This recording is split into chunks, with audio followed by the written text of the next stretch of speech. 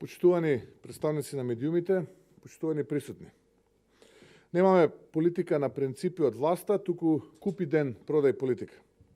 Имаме коцкање со државните и национални интереси и не е само така во надворешните односи, туку и во секој друг поглед. Владата на Зоран Заев практично стана заложник на своите неуспеси и кусогледа популистичка политика. Без многу голема промисленост, туку само со една цел и интерес. Како? Да се дојде до повеќе пари и до повеќе лични бизниси, а се останато може да чека. И затоа ни се случува држава да влезе во слепа улица со силна поделеност и одбрана каста на функционери кои погрешно мислат дека вечно ќе владеат.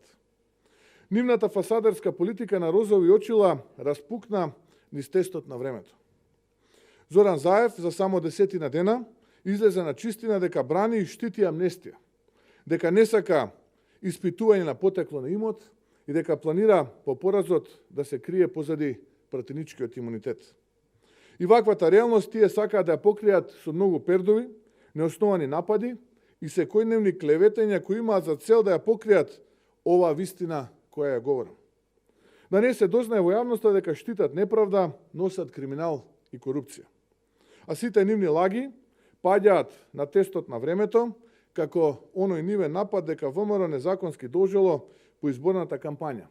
А при тоа не говорат за нивниот долг кој лесно може да се провери во извештајот од изборите. По она лага за амнестијата и постојаните повици да прифатиме автентично толкување на законот, ама бумерангот се враќа кон фрлачот, па самите тие не го гласаат тоа автентично повикување за кое нас не прозиваа со денови. Па потоа ќе отидат на трибина во Битола и Заев, немајќи аргументи, ќе сврти на шеги кои никој не ги разбира, пред се затоа што личат на трагедија. Па ќе порача на тие кои не мислат како него да се сликале у Буручу во Струмица. И не такви совети кои го тераат човека секој ден се повеќе да се запрепастува и загрижува кои луѓе ни ја водат државата и со каква леснотија преовладува примитивизмот во нивните говори. Почитувани представници на медиумите, почитувани присутни. Во изминатиот период дадов неколку предлози, а кои беа во насока на зацврстување на демократските процеси и правната држава. Но од другата страна добивме молк и одбивање да се направат чекори кон борбата против корупцијата и криминалот. Тој молк не може никако поинаку да се разбере освен како штитење на криминал, корупција и подривање на правната држава. Заев се докажа дека е главна пречка за правда во држава. И да ги тргнеме на страна оние милиарди спинови и лажни вести кои ги пуштаат, а со кои се лажат само себе си, ајде да зборуваме малку за суштината. И еве ги тие работи кои Заев и СДСМ ги изнесуваат на чистина.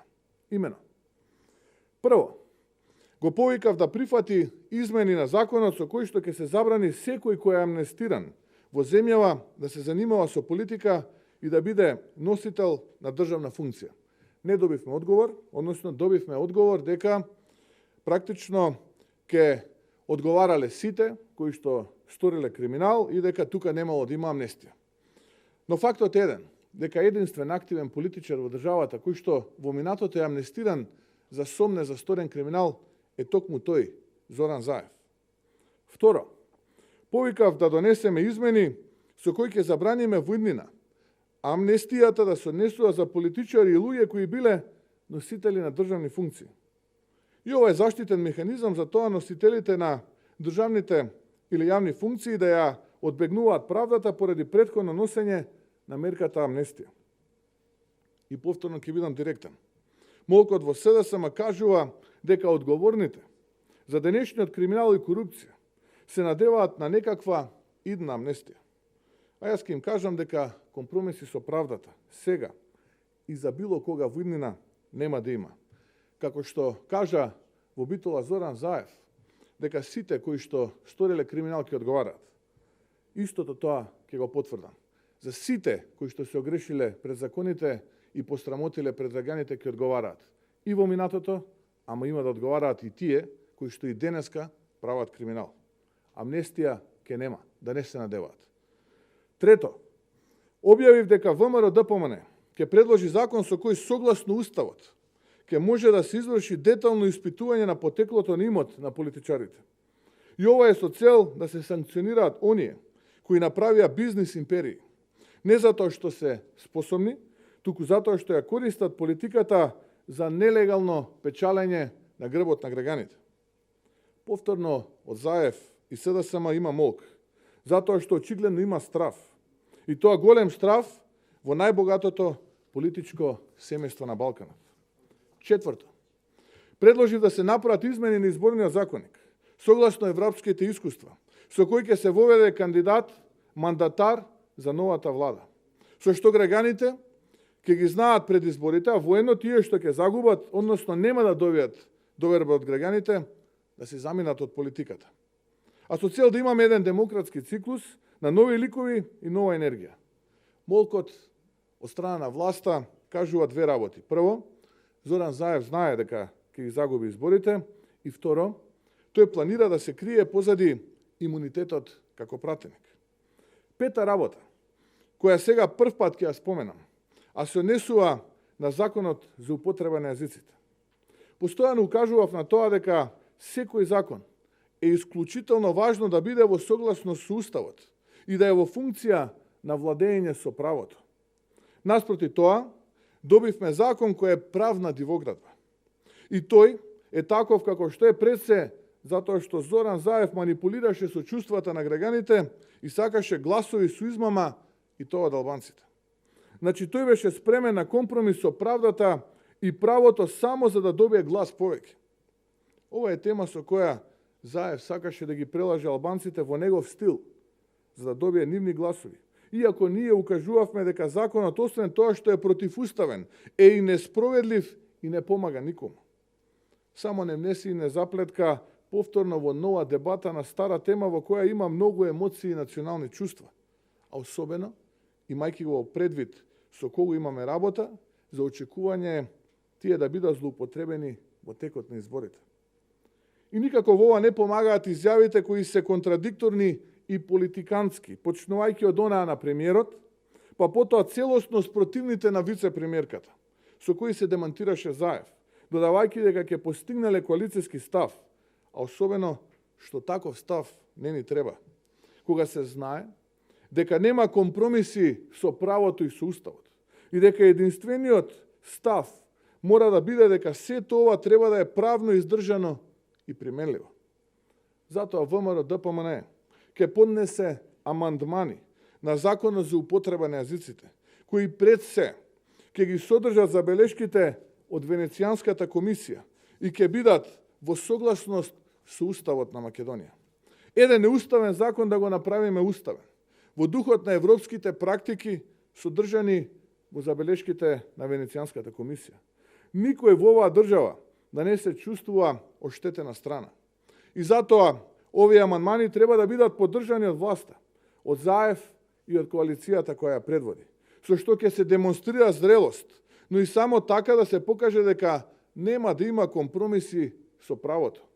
Во спротивно, ќе се одбере популизмот во надеж за нови измами без дела.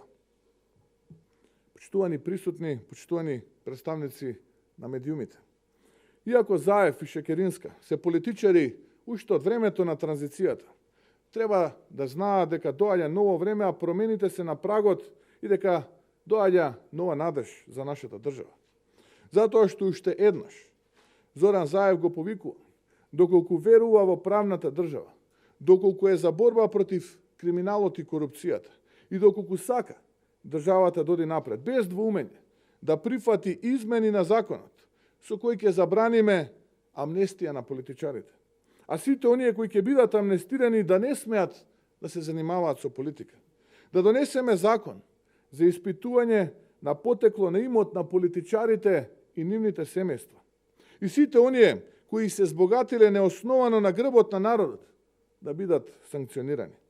Да прифатиме измени со кои ќе се знае кој ќе биде кандидат мандатар, а оној кој нема да ја добие довербата да се збогува со политиката во Македонија. Воедно, еве прилика да се излезе од голиот популизам и власта нека ги прифати амандманите на законот за употреба на јазиците, со кој ќе се направи законот уставен, примелив и нема да биде дискриминаторски кон останатите етнички заедници во Македонија. Да ги тргнеме на страна политиканските и заобиколувачки одговори. Да не се прават алиби, затоа што се гледа дека секој лицемерен потек на владата завршува со силен трескот на дното. Време е да се даде нова надеж, да се направат промени и да се донесе обнова во Македонија. Ви благодарам на вниманието, доколку имате прашања, повелете. Дали очекувате поддршка за вашите амандмани од албанските партии, бидејќи тие најавија дека имаат забелешки всушност за тоа што во заклучокот од Венецијанската комисија се нотирани како малцинство?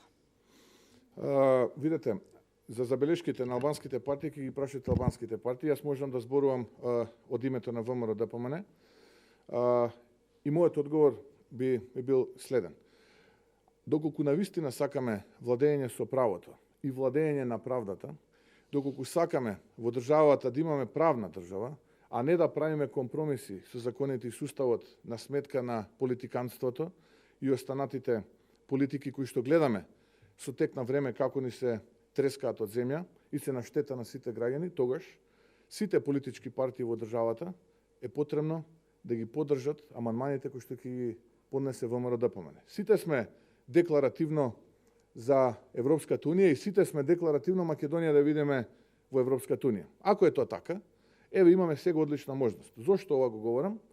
Затоа што во периодот кога беше актуелен договорот со нашиот јужен сосед, токму тие беа најголемите гласноговорници кои што велеа дека овој договор обезбедувал стабилност, сигурност и иднина перспектива на оваа држава, а вчера го гледаме вице-премиерот како на отворена сцена, помалку исплашен, се заканува на граѓаните на Македонија со некои конфликти, со враќање на состојбата пред 2001 година. Тоа секако не е во насока на добрите меѓуетнички односи во Македонија, без разлика дали станува збор за односите помеѓу македонците, албанците, турците, ромите, власите, србите, бошњаците и сите останати.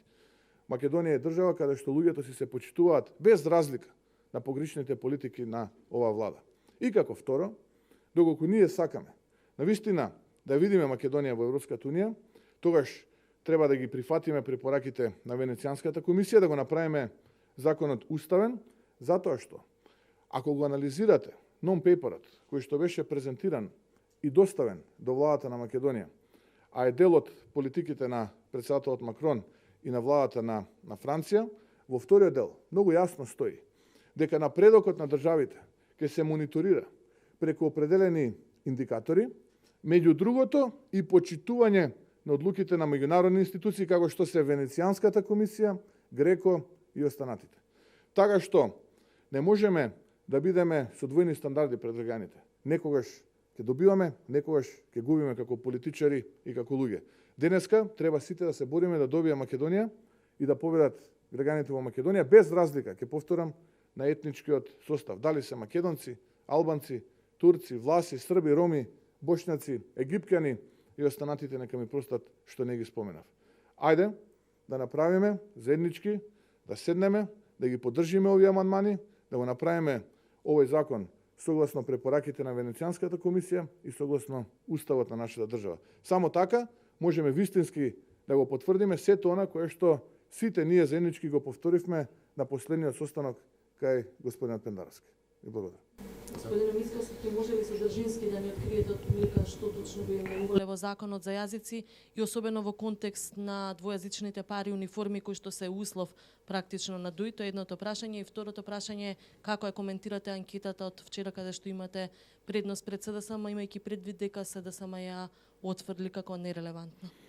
По однос на првото прашање, многу скоро денеска ќе има можност македонската јавност да ги прочита амандманите кои што ќе ги достави пратеничката група на коалицијата за подобра Македонија во рамките на парламентот, така што ќе дозволите и ќе се стрпиме сите заедно да завршат експертите. Знаете вие дека во мојот тим и на стратешки соработници, но и во рамките на партиската комисија имаме луѓе кои што се врвни европски експерти за уставно право, така што да почекаме македонската јавност многу скоро од сега ќе дознае содржината на тие амандмани. Кога зборуваме за анкетата која што ја споменавте и предпоставам реферирате на она што вчера беше објавено во медиумите, каде што ВМРО ДПМН има поддршка од 4% во целиот примерок и некаде околу 8% кај македонските гласачи и она одбивање од страна на вице-премиерката без при тоа да види истата таа анкета како нерелевантна и дека поинаква била реалноста. Јас тука навистина можам да се сложам со Радмила Шекеринска и да кажам дека да, реалноста е поинаква, разликата е многу поголема од таа што е на анкетата и ние мислиме дека таа е многу повеќе од 4% и е многу повеќе од 8% кај македонците. Еве гледате дека за некоја работа можеме и да се сложиме со СДСМ, дека навистина бројките се многу поразлични, но таа разлика е многу поголема од тоа што беше презентирано вчера во медиумите. Благодарам. Мицковски, еден ваш коментар во однос на изјавата на председател Пендаровски за тоа дека не е уверен дека изборите ќе се одржат на 12 април, како што беше договорено на лидерската средба кај него. Па да, јас ја прочитав таа изјава вчера, ја слушнав таа изјава вчера од страна на господинот Пендаровски. Последниот пат кога бевме на негова иницијатива, сите зенички ги ставивме партиските интереси во втор план, ги ставивме државните интереси, интересите на граѓаните на прв план, организиравме зенички состанок, на тој состанок ги прецизиравме приоритетите кои се за државата, ја реафирмиравме нашата позиција и како политичка партија, но и останатите за иднината на нашата држава, но истовремено се договоривме дека на 12 април е денот кога практично ќе се случат тие предредени парламентарни избори. И за нас втора алтернатива нема. Она што вчера успеав да го слушнам, но и да го прочитам од медиумите, е дека господинот Пендаровски продолжува да се однесува како практично гласноговорник на СДСМ и на Зоран Заев, се обидува да обезбеди определено алиби за да не се случи катастрофата сега во април, да се случи можеби во некој друг период. Од друга страна му остава простор за маневар на СДСМ да може со некакви збунувачки изјави поврзани со законот за јазици да ги става на преговарачка маса со коалиционите партнери при евентуално одложување на предвремените парламентарни избори, но морам да признам дека доколку не е сигурен он за тоа што ние го договоривме во негово присуство, во негова организација, а тоа се предвремени парламентарни избори на 12 април, тогаш ВМРО ДПМН и коалицијата навистина ќе ги преразгледа односите кои што ги има со председателот Пендаровски и во такви едни околности ние не сме сигурни дека во иднина кохабитацијата помеѓу коалицијата за подобра Македонија и председателот ќе функционира како што функционираше до сега. Но јас сум убеден дека се свесни за последиците при евентуална таква еднострана одлука да го напуштат договореното кое што го договоривме, а се однесува на тие предвремени парламентарни избори кои што треба да се случат на 12 април. Свесни се, предпоставувам, за политичката криза во која што ја втурнуваат Македонија дополнително и се надевам дека разумот ќе преовлада и дека и покрај стравот кој што го има СДСМ од дебаклот кој што ќе им се случи, овој пат ќе ги стават интересите на Македонија, интересите на граѓаните над партиските и нивните лични и тие предвремени парламентарни избори ќе се случат, колку тоа да не му се допаѓало на СДСМ Зоран Заев и на Стево Пендаровски. Благодарам. Само што едно прашање, ако може. Ги видовме изјавите на вице-премиерот Бујар Османи и на премиерот Зоран Заев во извештајот на Венецијанската комисија. Дел од експертите велат дека тие извештајот односно на Венецијанската не е правно обврзувачки, туку консултативен. Дали ова може да значи дека не може да ни дојде до измени на законот за јазици? Видете, ја бев прилично јасен во мојот одговор поврзан со тоа прашање. Дали ќе биде правно обврзувачки или нема да биде правно обврзувачки, еве погледајте го документот, нон-пейперот кој што го доставија од страна на француското министерство за надворешни работи, кој што е резултат на новата методологија која што ја предлага председателот Макрон, и во вториот дел ќе видите дека напредокот на државите ќе се следи и ќе се оценува преку определени индикатори, но обврзувачко е почитување на меѓународни институции како што се. И таму ги реда таксативно, меѓу кои што се Венецијанската комисија, Греко и така натаму. Дали Зоран Заев ќе ги почитува овие препораки, гледате многу поголеми, долготрajни демократи од нашата демократија ги почитуваат препораките на Венецијанската комисија, доколку одлучи да не ги почитува, а мислам дека првичната изјава беше во таа насока, тогаш навистина не би имал што да додадам, освен тоа што го кажав. Ние ќе поднесеме иницијатива, ќе ги поднесеме амандманите, доколку е честит и доколку навистина го мисли тоа што го кажа, дека ќе ги примени препораките на Венецијанска, еве му шанса да ја поддржи иницијативата на ВМРО-ДПМН. Во спротивно, уште еднашка ќе го докаже својот невистинит карактер кој што во многу пати во минатото го покажа. Господин Мицковски, забележав дека за прв пат не го спомнавте рекет. Дали тоа искажувате разочараност од сведочењето на Камчев, кој што ги амнестираше власта, дека не само што не стоела позади Боки, него му помогнала на Камчев да го фати Боки. Значи, тука мислам на шефот на ДБК, самиот Заев, кој што го пријави случајот. Дали со искажувате загриженост дека нема да ви се оствари планот, дека со рекет ќе сушите власта, се покажа дека власта не била поврзана со, барем според сведочењето на оштетениот Камчев. Второ прашање, кога се појави снимката на Веритас, направивте едно 50 пресконференции. Сега кога се појави снимката на Камчев, кај што се заканува дека ќе ги убие децата на Заев, дека се договорил со Љупчо, со Бранко, дека ќе руши власта, молчите како партија. Зошто тој молк од ваша страна за оваа снимка? И трето прашање, околу дупката од 400.000 евра, нели покажувате едно непочитување на законите во Македонија и понатаму, тоа што го правевте кога бевте на власт, ностоп имавте дупки на вашите сметки. И зошто баш донација од Камчев? Нели целта на тоа што како буџет ви даваме по милиони евра е да ве отргнеме од криминалците, а вие пак нека нив терате? Саше, еве ќе ми дозволиш на трите прашања да одговорам, но ќе почнам од последното, третото прашање.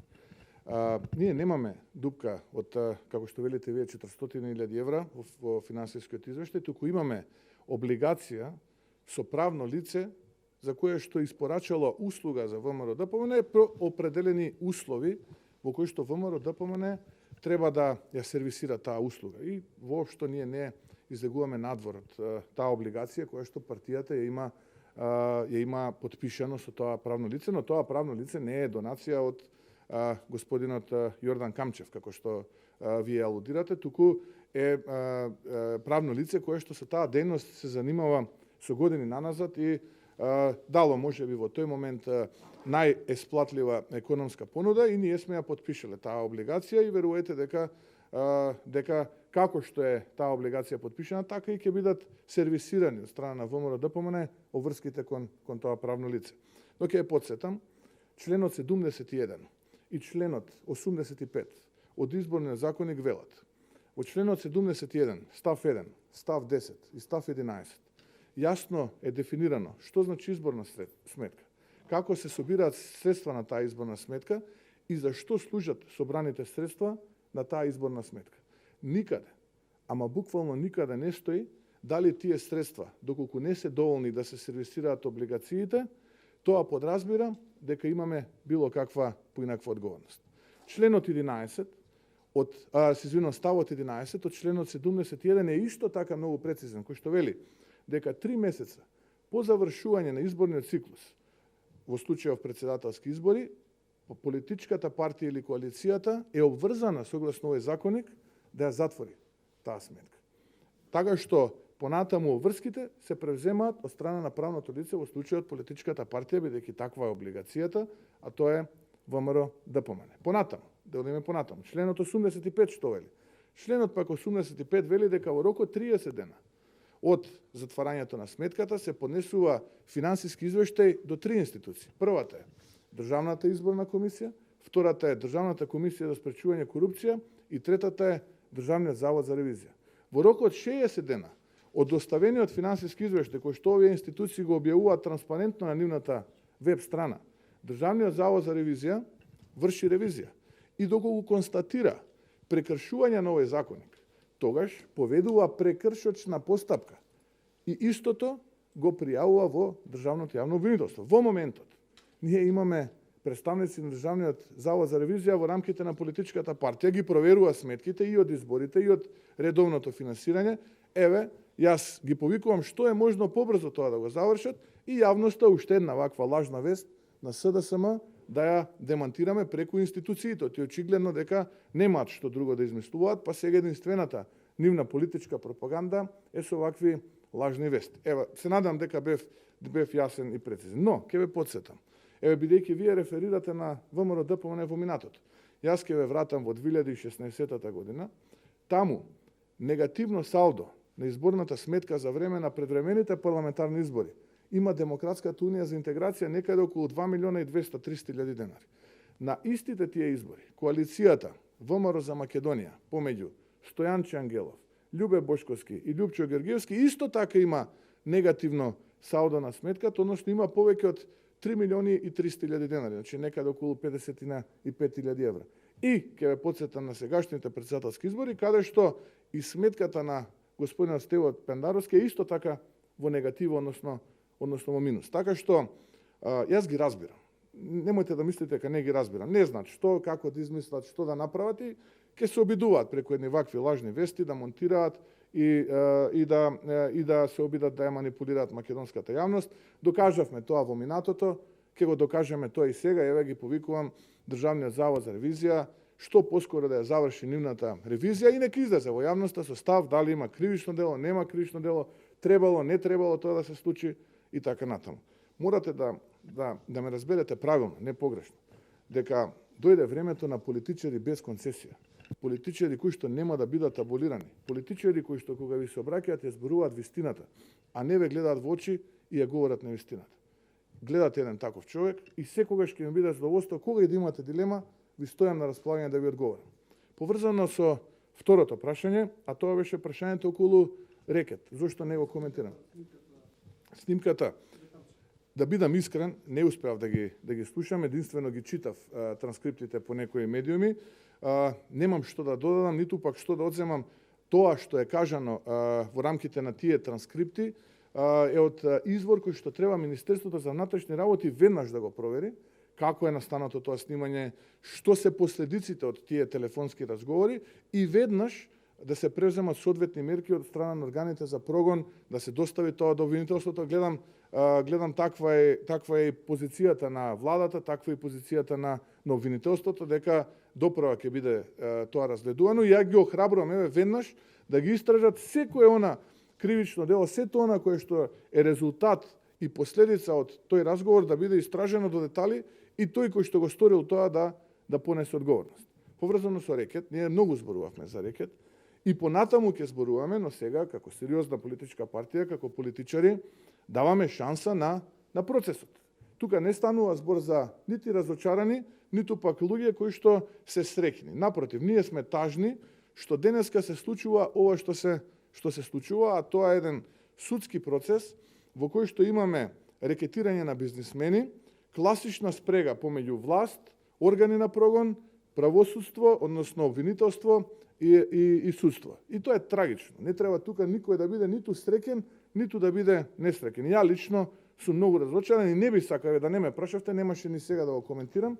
Оставаме судскиот процес да тече, нека си судат судиите, обвинителите нека обвинуваат, да видиме кој ќе биде конечниот резултат. Само знаете што? Јас се плашам.